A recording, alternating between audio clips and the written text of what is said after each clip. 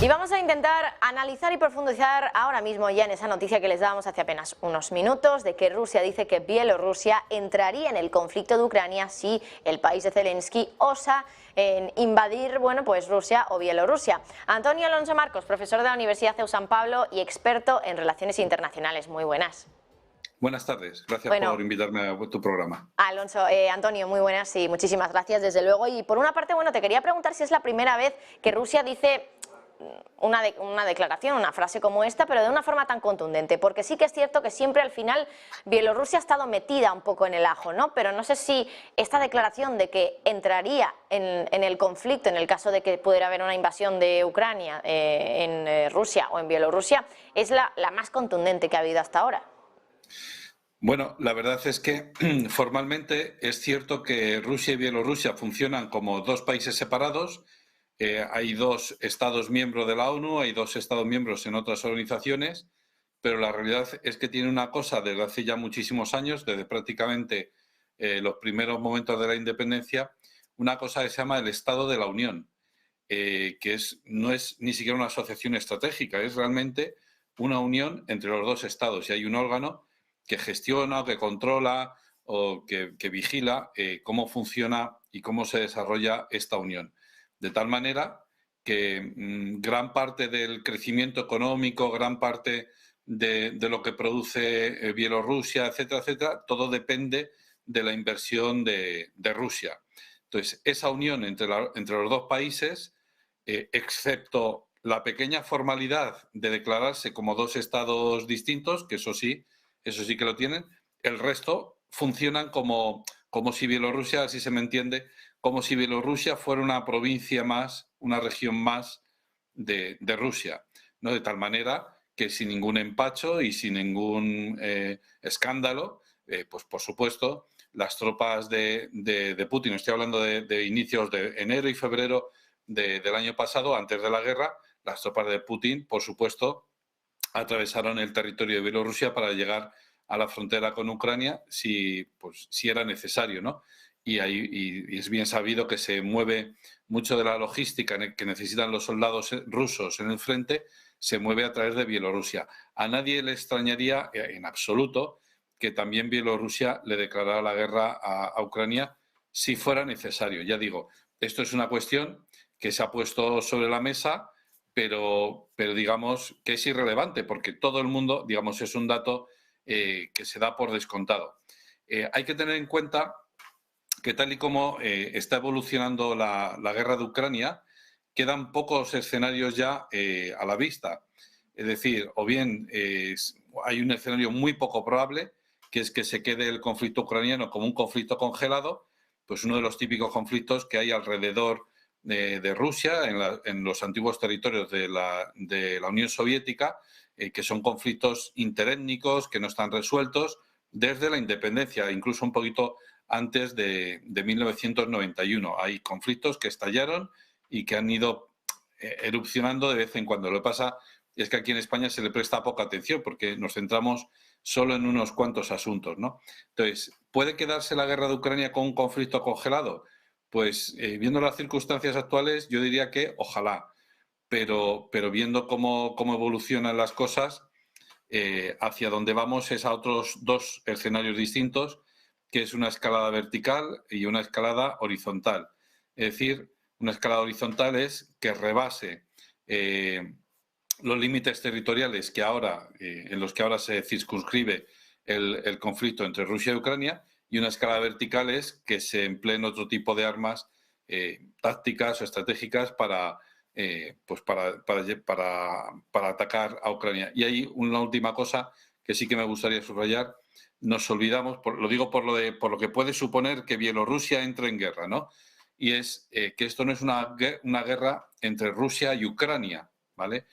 Si fuera una guerra entre Rusia y Ucrania, la guerra se habría acabado en 2 semanas como mucho. Esto es una guerra entre Rusia y la OTAN, entre nosotros contra Rusia, ¿vale? Entonces, esto también hay que tenerlo en cuenta, porque cuando se dice, bueno, es que a ver si Bielorrusia va a entrar en guerra, bueno, es que Polonia ya ha entrado en guerra.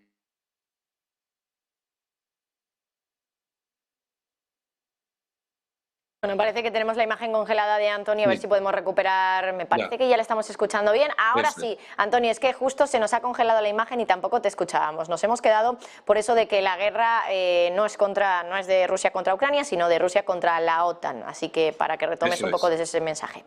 Sí, no, que simplemente, pues eso, ¿no? Que no nos puede extrañar que otros actores intervengan a favor de Rusia, puesto que a favor de Ucrania estamos todos los demás. Es decir, está Estados Unidos, está toda la Unión Europea apoyando a Ucrania. Hombre, pues ya son 28 países, Estados Unidos más los 27 de la Unión Europea, por lo menos, que estamos apoyando realmente, fácticamente, a Ucrania contra Rusia. Entonces, nosotros no somos un país neutral. España no es un país neutral. Yo recordaba días atrás que durante la Primera Guerra Mundial España fue un país neutral, de tal manera que aquí la prensa española había germanófilos y aliadófilos. España ya no es un país neutral. Aquí todos los medios de comunicación están a favor de Ucrania. Los únicos mensajes que se escuchan en los medios de comunicación son solo a favor de Ucrania, siempre en contra de Rusia. Por lo tanto, no somos un país neutral ni en el gobierno, ni en la sociedad, ni en la cultura ya, ¿no? Es decir, que hay una clara, ya no hay dicotomía, ya no hay enfrentamiento, no hay polarización de la sociedad, sino que es uniformidad, homogeneidad de todos contra Rusia. No nos puede extrañar que Bielorrusia pues entre, digamos, con hombres y bagajes en territorio ucraniano a favor de Rusia.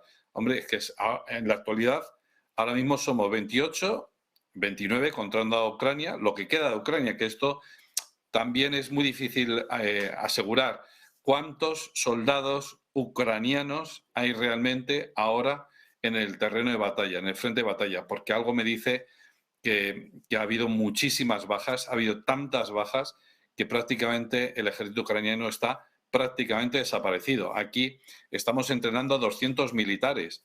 Me parece una cifra irrisoria, o bien una falta de compromiso por parte de España, o bien es que tampoco hay mucho más de dónde tirar y se están enviando al frente incluso a niños de 16 años, cosa que es una barbaridad. Bueno, pues se está defendiendo su propio territorio.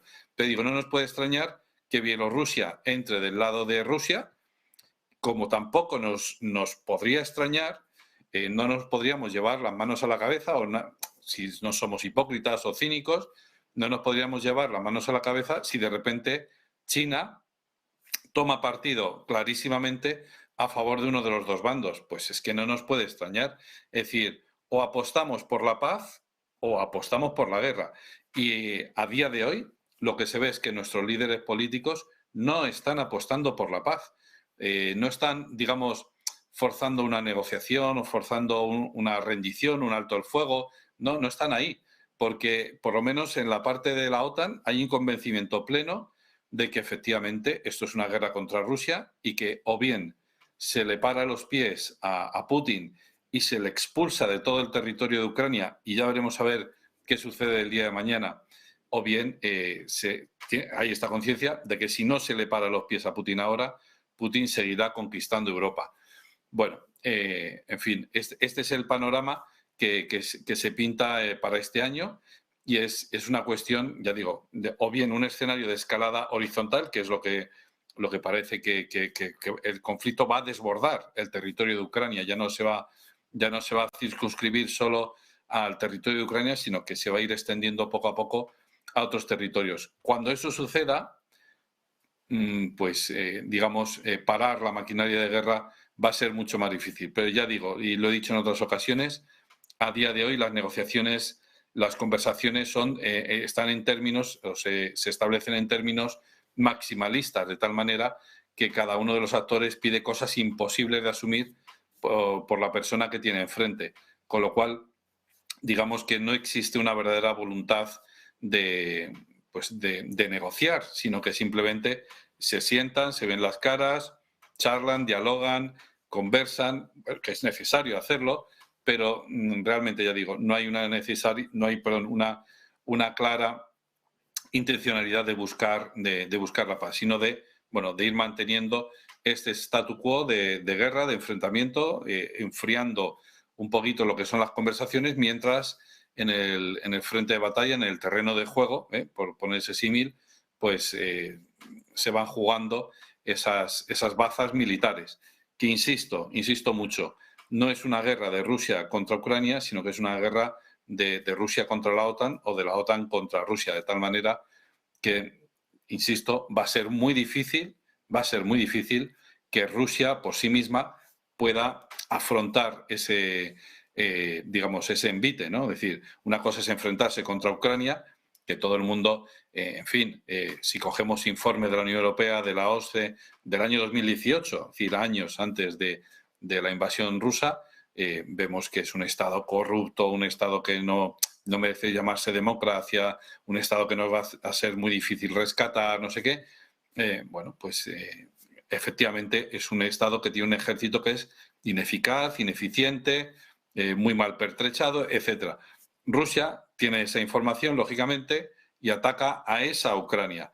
La sorpresa de Rusia, o el cálculo mal hecho, o lo que está mal calculado por parte de Rusia, es que no es Ucrania contra quien se va a enfrentar, sino que son a mercenarios polacos, mercenarios canadienses, británicos, americanos, voluntarios de otros países de la OTAN, Ucrania que recibe armamento y adiestramiento de la OTAN, información e inteligencia de la OTAN.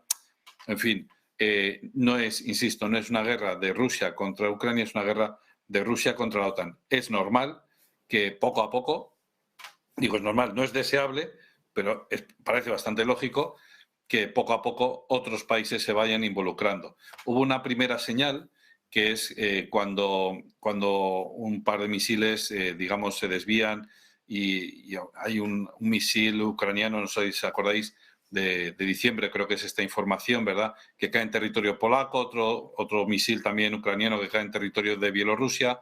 Poco a poco, digamos, se van lanzando globos sondas para ver cómo la opinión pública, sobre todo la opinión pública europea, pues va tomándose esta idea de que nos va a tocar meternos en el conflicto. Ya digo, a día de hoy España, por poner nuestro caso concreto, solo envía material, entrenamos hombres, soldados ucranianos que vienen aquí.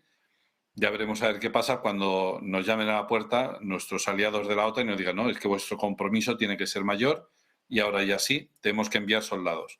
Bueno, esperemos que no lleguemos a ese, digamos, a ese punto, porque será ciertamente un punto de no retorno. Ya cuando haya una escalada vertical, una escalada horizontal, pues ese será un punto de no retorno y, en fin, entonces ya nos retrotraemos a la Segunda Guerra Mundial, en el cual ya la única forma de parar a Hitler es entrar con tanques en Berlín y ya está, ¿no? Entonces, la única forma de parar a Putin sería entrar con tanques en Moscú. Cuando se instala esa idea en la cabeza, en la mentalidad de los líderes europeos, la suerte está echada, y ya no hay nada más que se pueda hacer, más que continuar la guerra hasta, como dice Joe Biden, y esto hay que anotarlo, hasta el último ucraniano, hasta las últimas personas, dijo un senador republicano, ya no señalando la nacionalidad de las personas que iban a entregar la vida,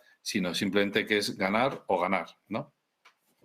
Bueno, y también por último, Antoni, ya que nos quedamos sin tiempo, la preguntita te la quería hacer cortita. Básicamente, sí, es una pregunta un poco de sí o no. Si Ucrania realmente podría invadir Rusia y Bielorrusia, o si realmente Rusia con esas declaraciones se está tirando un farol, ¿no? Porque parece difícil, bueno, entender o pensar que Ucrania puede invadir estos dos países o alguno de estos dos países. Hombre, entrar puede entrar. Invadir y ocupar, lo que es ocupar, no, obviamente no, pero sería una provocación. Hay que coger esta palabra. Ahora ya no se declaran las guerras, ¿no? Entonces, el sustituto de esa declaración de guerra es el término provocación, ¿vale? Entonces, si metemos en Internet, en cualquier buscador, la palabra provocación, Rusia nos ha provocado, Ucrania nos ha provocado, Estados Unidos insiste en sus provocaciones, China denuncia las provocaciones de Estados Unidos. El término que sustituye al concepto declaración de guerra es este otro término nuevo, entre comillas, de provocaciones. Provocaciones. De tal manera que, obviamente, Ucrania no puede invadir, Ucrania por sí misma no puede invadir ningún país. Primero, que Ucrania no se puede sostener en pie. Segundo, Ucrania no puede invadir ningún otro país. Entonces, la cuestión ahí es muy seria, y es que sería un movimiento de Ucrania para intentar provocar una respuesta lógica por parte de Bielorrusia o de Rusia, de tal manera que la reacción de Rusia y Bielorrusia implicaría automáticamente también una respuesta por parte de la OTAN, ¿no? Entonces, eso es lo que en principio buscó Ucrania cuando lanzó o hizo esa operación tan extraña en Polonia, con esos 2 misiles, o esa otra operación en Bielorrusia con con ese otro misil, y alguno en Moldavia, si no recuerdo mal. Bueno, con ese tipo de provocaciones, con ese tipo de operaciones por parte de Ucrania, lo que intenta es meter en la guerra directamente, ya no a través de subterfugios, ¿verdad?, sino claramente de cara entrar la OTAN, los países de la OTAN, en este conflicto, porque ve que, creo yo, porque entiende Ucrania que es la única manera de tener una mínima oportunidad de ganar a Rusia, que es no luchando ella sola, ni siquiera con ayuda exterior de otros, sino haciendo que otros países se metan también en esta guerra contra Rusia. De nuevo volviendo, y ya acabo, al símil de la Segunda Guerra Mundial. ¿Qué podía hacer en el año 38 Checoslovaquia contra la Alemania de Hitler? No podía hacer nada. Entonces cedieron en la conferencia de Múnich, cedieron frente a Hitler, ¿no? Es la política del appeasement. ¿Qué podía hacer Polonia cuando el 1 de septiembre del 39 es invadida por Alemania? No podían hacer absolutamente nada. Buscaron ayuda, pero nadie les ayudó. Bueno, 2 días más tarde, eso sí, porque así estaba establecido y así se le habían avisado a Adolf Hitler, ¿verdad? Conjuntamente Francia e Inglaterra le declaran la guerra a Alemania, la Alemania de Hitler. Ahí ya sí que hay una respuesta internacional, ¿no? Entonces es, de nuevo, involucrar a otros países, porque esos países no pueden responder a esta amenaza, ¿no?, a lo que se les ha venido encima. Ucrania realmente no puede responder a la invasión rusa, por eso tiene que pedir ayuda a la OTAN, y por eso está intentando que la OTAN intervenga directamente, ya no con subterfugio, sino directamente en este conflicto, porque ve que es la única baza que ya le queda para hacer frente a los rusos. A nosotros nos llegan informaciones por todos los medios de que los ucranianos están ganando las batallas, tal, no sé qué. Yo lo dudo mucho. Puede ser que, por ejemplo, el cambio que ha habido de general al frente de las operaciones en Ucrania por parte de Rusia sea un signo de que efectivamente los ucranianos están avanzando, o puede ser simplemente un signo de que lo están haciendo bien y de que están manteniendo las líneas los rusos, y que Ucrania, pues por más que lo intenta, no puede ir más allá. Pues nos vamos a quedar con eso. Antonio Alonso Marcos, profesor de la Universidad CEU San Pablo, experto en relaciones internacionales. Como siempre, muchísimas gracias por comentar esta noticia con la que, bueno, pues hemos amanecido en el día de hoy, de que Rusia podría también involucrar, de cierta manera, en el caso de que Ucrania invadiera Rusia o Bielorrusia, pues podría involucrar a Bielorrusia. Antonio, gracias. Gracias por la invitación. Gracias. Y nosotros nos vamos.